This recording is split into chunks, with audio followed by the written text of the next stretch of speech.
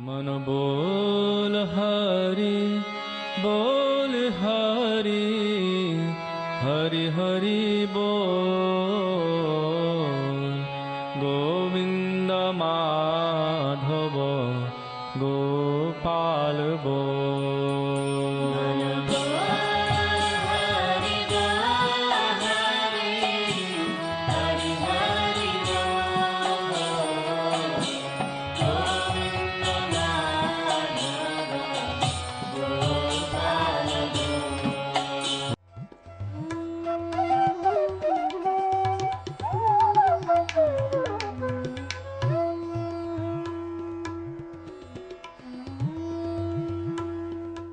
ओम विष्णुपाद अष्टोत्तर शत श्री श्रीमद् भक्ति वेदांत नारायण गोस्वामी महाराज जी का शुभ आविर्भाव सन 1921 में बिहार के बक्सर जिले में मौनी अमावस्या के दिन अर्धरात्रि में हुआ था। प्रारंभ से ही इनकी धर्म में रुचि थी।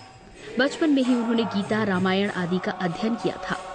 संसार से अत्यंत तीव्र वैराग्य होने के कारण 25 वर्ष की आयु में ही वे गृहस्थ जीवन त्याग कर मठ में निवास करने लगे।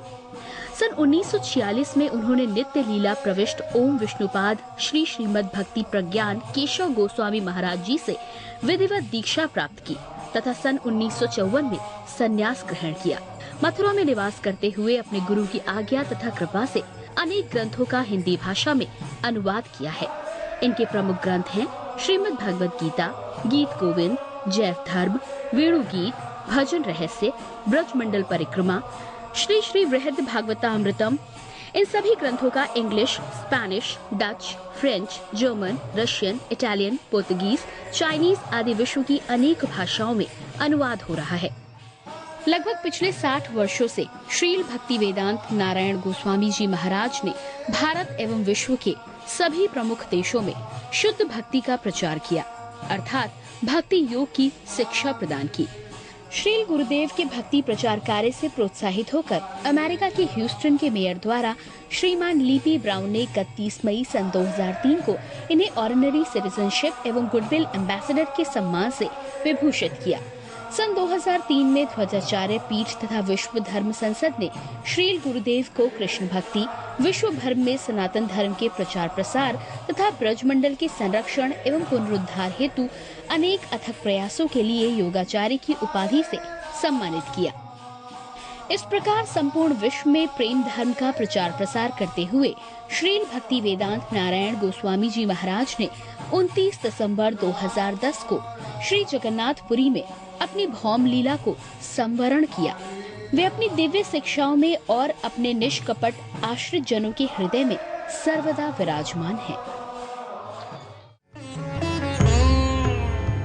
सबसे पहले मैं अपने गुरुदेव नित्य लीला प्रविष्ट ओम विष्णुपाद परिवर्जिकाचार्य श्री श्रीमद् भक्ति वेदांत नारायण गोस्वामी महाराज जी के चरणों में प्रणाम करता हूँ। नित्य लीला प्रविष्ट ओम विष्णुपाद अष्टोत्तर शत परिवर्जिकाचार्य श्री श्रीमद् भक्ति वेदांत स्वामी प्रभुपाद के चरणों में प्रणाम करता हूँ। अपने परम गुरुदेव नित्य लीला प्रविष्ट ओम विष्णुपाद परिवर्जिकाचार्य श्री श्रीमद् भक्ति प्रज्ञान केशव गोस्वामी महाराज जी के चरणों में प्रणाम करता हूँ। अपनी पूरी गुरु परंपरा के चरणों में प्रणाम करता हूँ और सारे वैष्णव वैष्णवी और जितने भी हमारे दर्शक भक्त जो इस कार्यक्रम को देख रहे हैं उन सबके चरणों में मेरा प्रणाम। इस समाज में एक व्यक्ति बहुत व्यस्त है। अगर किसी से हम पूछें तो सब व्यक्ति बहुत व्यस्त है सुबह से शाम तक। क्या काम कर रहे हैं हम, अगर हम उनसे पूछें, बस हमें काम करना है। जीवन का लक्ष्य क्या है आपके, बस और हमें मिल जाए। कहते हैं यत पृथ्वीयम ब्रीहि यवम हिरण्यम पशु स्त्रियाः न दुह्यन्ति मना प्रीति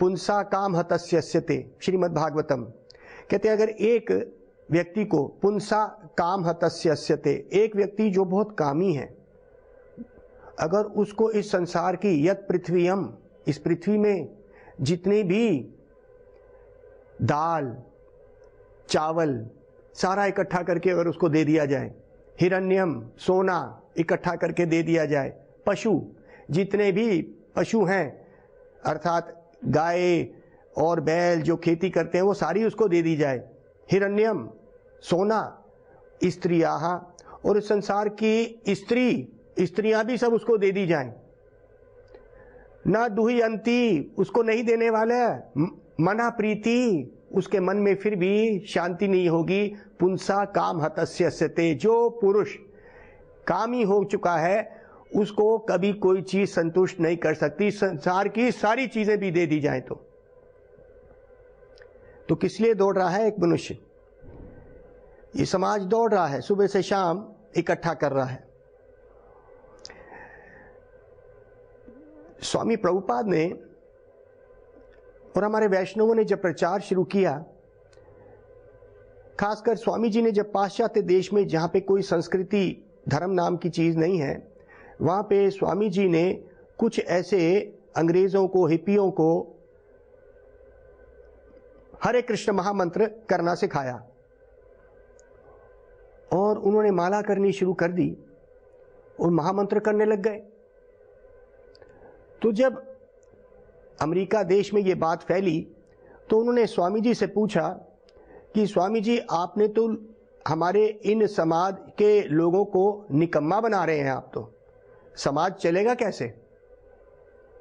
तो उन्होंने कहा समाज कौन चलाता है? हमारे आने से पहले भी समाज चल रहा था, हमारे जाने के बाद भी समाज चलता रहेगा, चलाने वाला भगवान है, हम इसको क्या चला सकते हैं? उनको अभी समझ नहीं आई। उन्होंने कहा स्वामी जी ने, मैंने देखा आपके समाज में बहुत कार्य हो चुका है, इतनी ऊंचे ऊंचे बिल्डिंग जिसको स्काई स्क्रेपर बोलते हैं, स्काई स्क्रेपर मतलब आसमान को छूने वाली इतनी लंबी लंबी बिल्डिंगें आपने बना ली। हमारे हिंदुस्तान देश में आज से लगभग कोई 50 साल पहले 1965 के करीब 65-70 में हिंदुस्तान में इतनी ऊंची ऊंची बिल्डिंगें नहीं थी। तो स्वामी जी ने कहा मैंने इतनी ऊंची बिल्डिंगें नहीं देखी हैं, यहाँ पे बड़ी ऊंची ऊंची बिल्डिंग हैं। आपके समाज ने बहुत कार्य करा है, लोग 134वीं मंजिल तक भी रह रहे हैं यहाँ पे। लेकिन एक बात बताओ,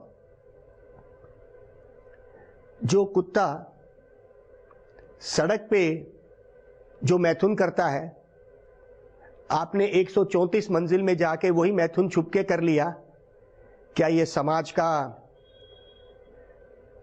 आगे बढ़ने का नतीजा है? ये समाज कैसा है? वो जो क्रिया एक जानवर खुले सड़क में कर रहा है, वो क्रिया अगर आपने 134वीं मंजिल में करके दिखा दी तो ये एक समाज का कौन सी क्रिया करी? कौन सा समाज प्रगतिशील बोल दिया आपने? वहीं पे ही वो चुप हो गए। उन्होंने कहा नहीं स्वामी जी देखिए, अगर कोई व्यक्ति काम ही नहीं करेगा तो क्या होगा? तो स्वामी जी ने बोला, तीसरे अध्याय में 17वां श्लोक, तीसरे अध्याय का श्लोक है ये, प्राकृते क्रिया मनानी गुणई कर्माणि विभागशे अहंकारा विमूढ़ात्मा कर्तारमिति मान्यते।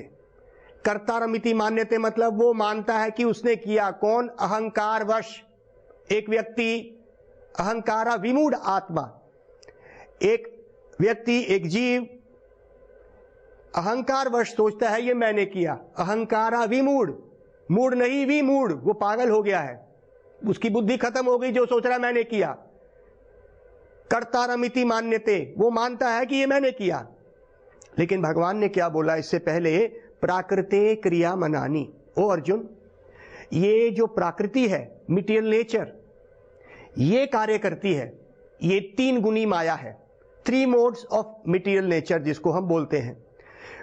जो 3 गुणी माया है, रजोगुण, सत्वगुण और तमोगुण, ये कार्य कराती है।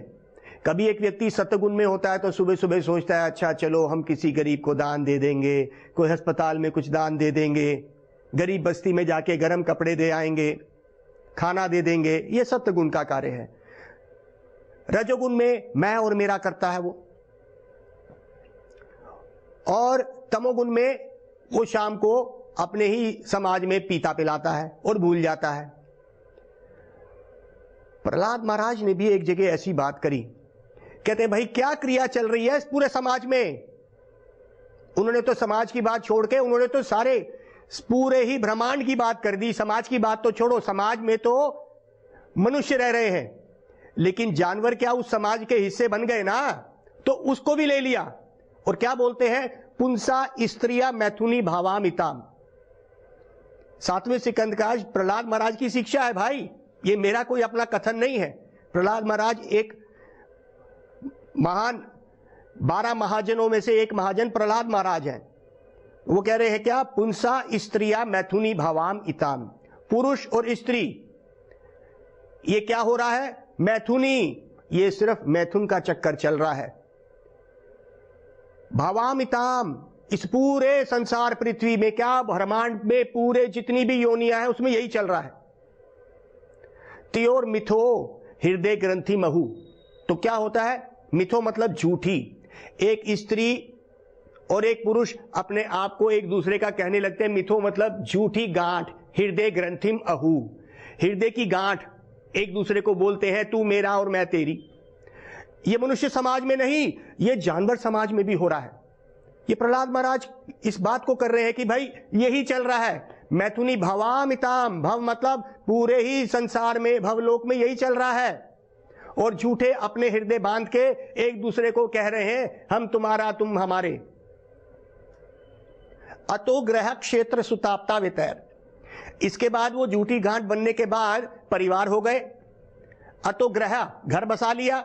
घर बसाने के बाद क्या, ग्रह क्षेत्र सुताप्ता। क्षेत्र मतलब जमीन खरीदी, क्षेत्र, उसमें खेती करेंगे, परिवार पालेंगे।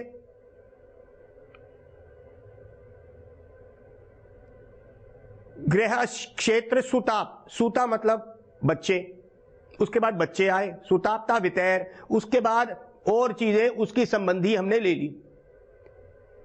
अतो ग्रह क्षेत्र सुताप्ता वितैर जनस्य मोहा। ऐसा जन जिसने क्या किया, उस झूठी गांठ में बंध के उस परिवार में फंसा। परिवार में फंसने के बाद क्या कहा उसने, जनस्य मोहा, वो जन मोह में पड़ गया। यम मम ममेति, और मैं और मेरा करता हुआ वो इस संसार से चला जाता है। ये कार्य चल रहा है। तो हम किस कार्य की बात कर रहे हैं? स्वामी जी ने बोला कि समाज में यही तो चल रहा है। 134वीं मंजिल में भी यही चल रहा है। जो क्रिया वही है जो जानवर कर रहा है सड़क में खुले में, हम उसको छुपा के कर रहे हैं। जब स्वामी जी को यह बात पूछी गई कि भाई असली कार्य क्या है, असली में इस मनुष्य जीवन का असली कार्य है भगवान का नाम जप करना। भगवान के नाम जप करने से ये एक बहुत बड़ी बुद्धि का काम है। उससे पता चलेगा कि मैं कौन हूं, मैं ये शरीर नहीं, मैं एक आत्मा हूं, और बहुत जल्दी इस शरीर को मैंने त्यागना है। और मेरा भगवान से क्या संबंध है, भगवान ने मुझे यहाँ क्यों भेजा, मैं बूढ़ा क्यों हो रहा हूँ, मैं इतनी मेहनत से, इतने परिश्रम से मैंने ये घर बसाया, ये परिवार बसाया, इतना परिश्रम से मैंने सब कुछ इकट्ठा किया, ये छूट जाएगा। ये मनुष्य जीवन का उद्देश्य समझने का है, बुद्धि का है। जब हम नाम जप करते हैं, नाम से आत्मज्ञान होगा, नाम से ही भगवान का संबंध आएगा। ये सबसे महत्वपूर्ण काम है, और अगर ये हमेशा ही करते रहेंगे तो ये सबसे उत्तम काम है। तो स्वामी जी ने इसका एक उदाहरण दिया बड़ा सुंदर, और हमारे गुरु वैष्णवों ने भी इस बात की टिप्पणी करी। उन्होंने कहा है, देखिए जैसे एक लड़का, बच्चा, ज्यादा बड़ा नहीं, 10, 12, 15 साल का, अपने पिताजी के साथ एक कोर्ट में जाता है, कचहरी में कोर्ट में गया, और उसने कोर्ट में देखा कि वहां पे एक क्लर्क बैठा है जो जज की सीट के नीचे बैठा है, और वो लिखे जा रहा है, क्योंकि जितना भी कोर्ट में प्रोसीडिंग चलती हैं, कोर्ट का कार्य जो हो रहा होता है उसको लिखना पड़ता है, कौन पेश हुआ, उस मुल्जिम का क्या नाम था, जज ने क्या बोला, वो लिख रहा है, कितना कार्य कर रहा है। और जज ऊपर बैठा है, वो सिर्फ क्या करता है, ऑर्डर ऑर्डर, शोर मत मचाओ कोर्ट में, वो यही करता है। और एक बार गेट में भी एक गेट कीपर खड़ा है और वो आवाज लगाता है, हाजिर हो मुल्जिम, हाजिर हो, ये करता है ना। तो जब इस बच्चे ने पिताजी से पूछा कि ये क्या है, ये कोर्ट में क्या होता है, तब पिताजी ने उसको बताया। तब उसने बोला, सबसे जरूरी काम जो कर रहा है ना, ये क्लर्क कर रहा है, इसी की वजह से सारा कोर्ट चल रहा है। और वो गेट कीपर भी बहुत काम कर रहा है, लेकिन जो बेकार व्यक्ति बैठा है वो कौन है, जो कुछ भी नहीं बोलता है, सिर्फ ऑर्डर ऑर्डर करता है, वो है जज। तो सबसे ज्यादा तनख्वाह, पगार किसको मिलेगा, सबसे ज्यादा महीने का सैलरी किसको मिलेगी? तो लड़के ने कहा, ये जो नीचे लिखते जा रहा है ना, इसको सबसे ज्यादा सैलरी मिलनी चाहिए। तो पिताजी ने हंसते बोला, नहीं, जिस वजह से ये कोर्ट चल रहा है, जो सबसे बुद्धि वाला काम करेगा, क्योंकि कोर्ट किस लिए बसा था, ताकि मुल्जिमों को जो सजा देनी है, जो कोर्ट का काम है, वो कौन करेगा, वो जज करता है। उसका देखने में कोई कार्य नहीं, लेकिन बुद्धि से कार्य चल रहा है। तो सबसे महत्वपूर्ण काम कौन कर रहा है इस कोर्ट के अंदर, वो कर रहा है कौन, वो जज करता है, लेकिन वो हिलता नहीं ज्यादा, उसका बुद्धि का काम है। तो देखिए, इस संसार में भी कोई काम करा जाता है तो बुद्धि का काम की कितनी कीमत है। जो पगार या सैलरी जज को मिलती है, क्या वो उस क्लर्क को मिलेगी? लेकिन बच्चा देखता है जो सबसे ज्यादा हिल रहा है, लिख रहा है, जो शोर मचा रहा है, आओ आओ हाजिर हो गेट कीपर, उसको सबसे ज्यादा सैलरी मिलती है। ऐसा नहीं है। क्या देश का प्राइम मिनिस्टर कभी हल चलाएगा? वो कभी हल चलाता है? लेकिन उसकी पगार सैलरी कितनी होगी सबसे ज्यादा? उसी तरह से स्वामी जी ने बोला कि ये हमारा बुद्धि का काम है। ये बुद्धि का काम क्या है कि मैं कौन हूं और मेरा भगवान से क्या संबंध है, भगवान का नाम इतना महत्वपूर्ण क्या है। नाम से ही, शुद्ध नाम लेने से, कृष्ण का शुद्ध नाम लेने से, नाम से रूप, हमारे वैष्णवों ने कहा, जैसे हम किसी को बुलाते हैं, जैसे माँ अपने बच्चे को बुलाती है, जैसे उसका नाम बोला देती है राजू, राजू बुलाते ही उस माँ के मन में उसकी तस्वीर आ जाती है, राजू कैसे खाता है, क्या करता है, कैसे बोलता है, बोलती है ना माँ, नाम लेती है। उसी तरह से शुद्ध नाम कृष्ण का लेने से कृष्ण का रूप, लीला, वो क्या कर रहे हैं, गुण, परिकर, धाम, ये सारे हमारे हृदय में आएंगे। ये सबसे बड़ा ज्ञान है, लेकिन इसको समझना इतना आसान नहीं है। कृष्ण ने स्वयं अर्जुन को ये बोल दिया, बहुनाम जन्म नाम अंते ज्ञानवान माम प्रपद्यते वासुदेवम सर्वमिति स महात्मा स दुर्लभा। ऐसा महात्मा बड़ा दुर्लभ है। क्या? बहुनाम, बहुत जन्मों के बाद, ज्ञानवान, ऐसे ज्ञानी पुरुष होगा कोई कई कई जन्मों की सुकृतियां इकट्ठी करने के बाद, ज्ञानवान माम प्रपद्यते, प्रपद्यते मतलब शरणागत होगा मेरे। इतना आसान नहीं है इस बात को समझना जो हमने आपको बता दिया। इस बात को और साफ करने के लिए स्वामी जी ने एक और उदाहरण दिया, क्योंकि पाश्चात्य देश में ऐसा कुछ भी, कोई धर्म के नाम की बात नहीं थी। वहां पे उन्होंने एक उदाहरण दिया। कहते एक राजा था, वो राजा प्रजा के लिए बहुत अच्छा था, लेकिन राजा का काम क्या होता है कि भाई जितना भी संपत्ति होती है गांव में, जितनी भी उपज होती है, उसका 1/7वां हिस्सा या 6ठा हिस्सा राजा के खजाने में जाता है, चाहे उसको कर बोल दो या टैक्स बोल दो। राजा, जैसे हमारे मनु संहिता में लिखा है कि इतना राजा का हिस्सा होगा, वो सब दे रहे थे। लोग भी मानते थे कि राजा बड़ा धार्मिक है और जो भी हम उसको दे रहे हैं वो अपना हिस्सा ले रहा है। लेकिन राजा के साथ एक मंत्री था। सब लोगों ने कहा, देखो हम इतनी मेहनत करके हल चला के सुबह शाम राजा को तो दे देते हैं, लेकिन ये जो मंत्री है ना, ये बेकार में खाता है राजा से, इसका कोई काम नहीं है। चलो आओ, राजा तो हम सबके मानता है, आओ हम सारे गांववासी किसान सारे मिले, हम जाके राजा से बात करेंगे कि भाई इस मंत्री को हटाओ, हमारा कर क्यों खाता है, टैक्स क्यों ले रहा है, आपसे क्यों लेता है ये। तो राजा तो बड़ा बुद्धिमान था, तो राजा ने उनकी बात सुनी। तो राजा ने कहा ठीक है, मैं आपकी बात मानता हूं कि हम मंत्री को निकाल देते हैं, लेकिन मेरा एक प्रश्न है इनको निकालने से पहले। तो सबने, किसानों ने कहा हाँ बताओ, अगर आप वो प्रश्न मेरा उत्तर दे दोगे तो मैं इस मंत्री को निकाल दूंगा। तो राजा का प्रश्न था, राजा ने बोला, एक अपने मुलाजिम को बोला राजमहल में, एक हाथी के लेके आओ। क्या लेके आओ? एक हाथी। तो हाथी ले आए। अब राज दरबार में हाथी आ गया। राजा ने कहा देखो मैं बड़ी मुश्किल में फंस गया हूं, मुझे ये पता करना है ये हाथी कितने किलो का है, ये हाथी की वजन कितना है। तो सब किसान एक दूसरे की तरफ देखने लगे कि ये प्रश्न कैसे पूछ लिया। तो राजा ने कहा कोई बात नहीं भाइयों, मैं आपको 2 दिन का समय देता हूं। सबने कहा ठीक है। सब गए अपने घर में, पूछने लगे, किसी ने अपने दोस्त से पूछा, पत्नी से पूछा, सबसे पूछा कि ये हाथी को कैसे वजन करा जाए, इतना बड़ा तोल तो कहीं मिलेगा नहीं कि हाथी को वजन करें। 2 दिन के बाद सारे मुंह नीचे उतार के राजा के पास गए कि राजा ये तो हमें पता नहीं है कि ये हाथी का कितना वजन होगा, इसको कैसे करें। कहते हैं अच्छा चलो हम एक बात करते हैं, हम मंत्री को बुलाते हैं जिसको हम निकालना चाहते हैं नौकरी से। राजा ने कहा मंत्री देखो, हम ये चाहते हैं ये हाथी का कितना वजन होगा, आप हमें बताओ। तो मंत्री ने क्या किया, इशारा किया और हाथी को ले गया नदी के किनारे। नदी के किनारे ले गया, वहां पे एक बहुत बड़ी किश्ती को बुलाया।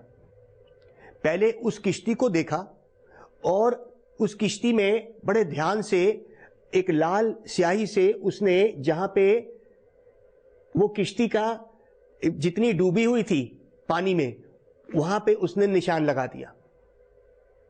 अब हाथी को चढ़ा दिया, किश्ती नीचे हो गई, डूबी नहीं क्योंकि किश्ती है। अब जितना हाथी ऊपर चढ़ गया वहां पे भी लाल निशान लगा दिया और अब हाथी को उतारवा दिया। अब क्या किया, किश्ती वापस ऊपर आ गई पहली वाली लाल लाइन के ऊपर। अब मंत्री ने कारीगर, कई कर्मचारी बुलाए और बोला कि बहुत सारे पत्थर डालो इस किश्ती के अंदर। क्या करो, बहुत पत्थर डालो और जब तक ये दूसरी लाइन तक नीचे ना हो जाए तब तक पत्थर डालते रहो। तब तक पत्थर डालते रहे। जब उतनी नीचे हो गई जितनी दूसरी लाइन थी, जब हाथी चढ़ गया था, तो अब मंत्री ने बोला अब ये एक ऐसा तोल, तो छोटे छोटे पत्थर थे, वो पत्थर ले लेके तोलते रहे और जितने भी तोल थे सबको बराबर नाप लिया और राजा को बोला राजा ये जो तुम्हारा हाथी है 2 टन 50 किलो और 250 ग्राम का है। तो राजा ने जब सबके सामने बोला देखो ये है बुद्धि का काम। क्या मतलब हुआ कि बुद्धि के काम से जो काम होते हैं हाथ हिलाने से नहीं होते हैं। अगर कोई, मान लो मेरे अपना ही एक अनुभव है, एक बहुत बड़ा बिल्डिंग का प्रोजेक्ट चल रहा है, बिल्डर अपने कमरे में बैठा हुआ करोड़ों रुपए के चेक साइन करता है उस प्रोजेक्ट को बनाने के लिए, लेकिन जो बेचारा मजदूर है, हजारों मजदूर वहां पे काम करते हैं उस बिल्डिंग को बनाने के लिए, सुबह शाम मेहनत करते, कितना ऊपर नीचे जाते होंगे। आप बताइए, करोड़ों रुपए वो बैठा हुआ चेक साइन करके फिर कमा लेता है, तो कितनी बुद्धि का काम है। सिर्फ हाथ हिला के ही तो सबसे ज्यादा काम बुद्धि का होता है, जो स्वामी जी ने बताया। तो उन्होंने कहा कि मैं इन नए आने वाले पीढ़ी को असली काम सिखा रहा हूं। असली काम सिर्फ हाथ पांव हिलाने से नहीं, बुद्धि से होगा। हमने ये देखा कि बुद्धि ही काम करेगी। तो भगवान ने बोला ऐसी बुद्धि, स महात्मा, जो बुद्धि भगवान को ढूंढने के लिए निकल गई है कि मैं कौन हूं, ये सबसे ऊंचा काम है। और हम अहंकारवश ये समझते हैं हम कर रहे हैं। प्राकृतिक क्रिया मनानी ये भगवान की माया करा रही है और हमें भुला देती है कि हम कौन हैं। कभी रजोगुण, कभी तमोगुण, कभी सत्वगुण, mode of goodness, passion, ignorance, ये हमारे ऊपर चढ़ा हुआ है और हम भूल जाते हैं इसी महामाया में कि हम हैं कौन। कभी हम सोचते हैं हम किसी के पति हैं, रजोगुण में कार्य करना शुरू करते हैं, कभी किसी के पिता बनते हैं, कभी किसी के दोस्त बन जाते हैं, मैं और मेरा करने लगते हैं, कभी हम भागते हैं और अपने दोस्तों के साथ शराब पी लेते हैं, तब उसको तमोगुण बोला जाता है। तो ये गुण हमसे करा रहे हैं। ये जो त्रिगुणी माया है भगवान की, जिसको बहिरंगा शक्ति बोलते हैं, जो इस संसार में एक जीव को भ्रमित कर रही है, और कोई तरीका नहीं है इस त्रिगुणी माया से निकलने का। हमने क्या करना है, उन संतों के संग में जाके ऐसे नाम को करना होगा। अगर हम वहां आज अगर आप सुन रहे हैं तो इस बात को समझ लीजिए कि यह पैगाम हमारे गुरुदेव और गुरुवर लेके आए हैं। यह सबसे जरूरी, सबसे आवश्यक काम है हमारे मनुष्य जीवन का, क्योंकि ये बात कुत्ता, बिल्ली या 84 लाख योनियों में कोई नहीं पहचान सकता कि ये माया क्या कर रही है। ये माया हमें भुला रही है। ये भुला देती है कि मैं कौन हूं और मैं कहां से आया हूं। ये जीवन का अंत होने वाला है, ये नहीं हमें याद देना चाहती। इसी तरह से और यूनियां चल रही हैं। हम मनुष्य जीवन में आके ऐसा ना करें। असली ज्ञान यही है, बुद्धि से, ज्ञान से इस बात तक पहुंचे कि जीवन का लक्ष्य क्या है। भगवान का नाम लेना ये सबसे जरूरी कार्य है, और इस कार्य के अलावा अगर कोई और कार्य है वो उसको आप समझिए इतना आवश्यक नहीं है, क्योंकि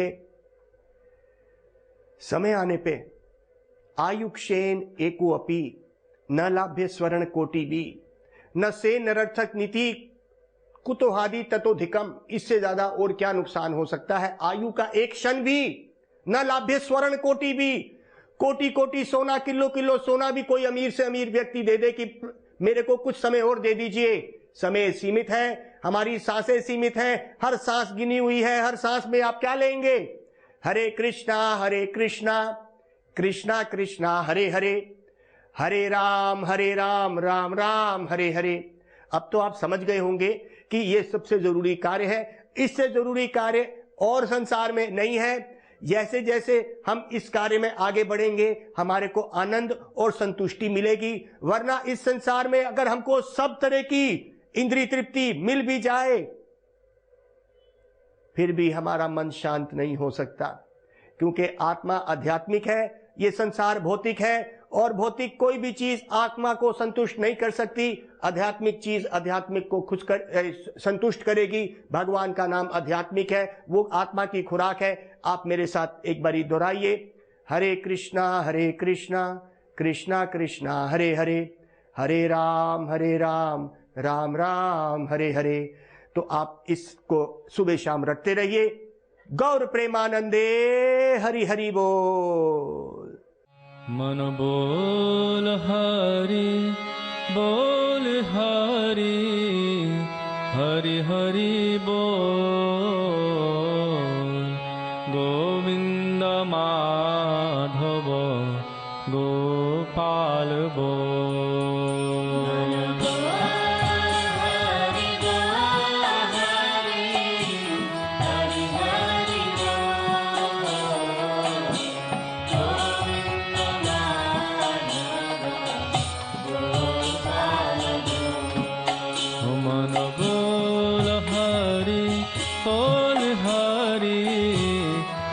हरि